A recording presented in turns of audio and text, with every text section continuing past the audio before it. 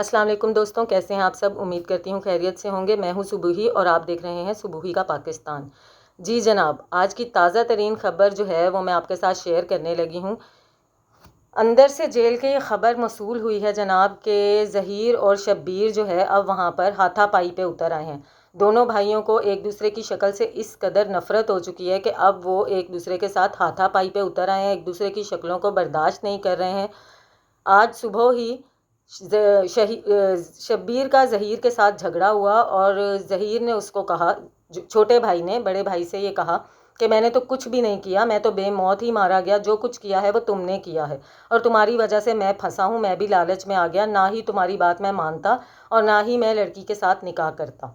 جی جناب، تو یہ اب ان دونوں کے حالات ہیں، دونوں بھائی ایک دوسرے کی جان کے دشمن ہو رہے ہیں اور شبیر صاحب کی جو بیوی ہیں وہ محترمہ بھی جو ہے کافی ایکشن میں آ چکی ہیں، وہ بھی کچھ بیان دینا چاہ رہی ہیں، کچھ کرنا چاہ رہی ہیں اور سننے میں آیا کہ وہ جیل پہنچی ہیں، وہاں جا کے انہوں نے ملاقات بھی کی ہے اور ظہیر کو کافی کوسا بھی ہے اور ظہیر کو کہا ہے کہ میں اور میرے بچے کس لیے یہ سب بھگتیں، کہ یہ عذاب جو تم نے کریٹ کیا، جس کے ماسٹر مائنڈ تم تھے، اصل کھلاڑی تو تم تھے، پھنس میں اور میرے شوہر گئے ہیں اور میرے بچے جو ہے تکلیف اٹھا رہے ہیں۔ یہ ان کے اندر کے حالات ہیں، ان کے اندر کے معاملات جہاں تک پتہ چل رہا ہے کافی زیادہ خراب ہو چکے ہیں، یہ ایک دوسرے کے سخت ترین دشمنی پر اترے ہوئے ہیں اور قدیر صاحب بھی جو ہیں ان کے بھی کچھ اسی قسم کے معاملات بتائے جا رہے ہیں۔ مزید آگے آگے دیکھتے جائیں ابھی ان کے ساتھ ہوتا کیا ہے۔ نور بی بی جو کہ منظر سے غائب ہیں، نور بی بی کے لیے لگاتار چھاپے مارے جا رہے ہیں، لیکن نور بی بی جو ہیں وہ مفرور ہیں، مستقل مفرور ہیں اور جتنا زیادہ وہ مفرور رہیں گی اتنا زیادہ وہ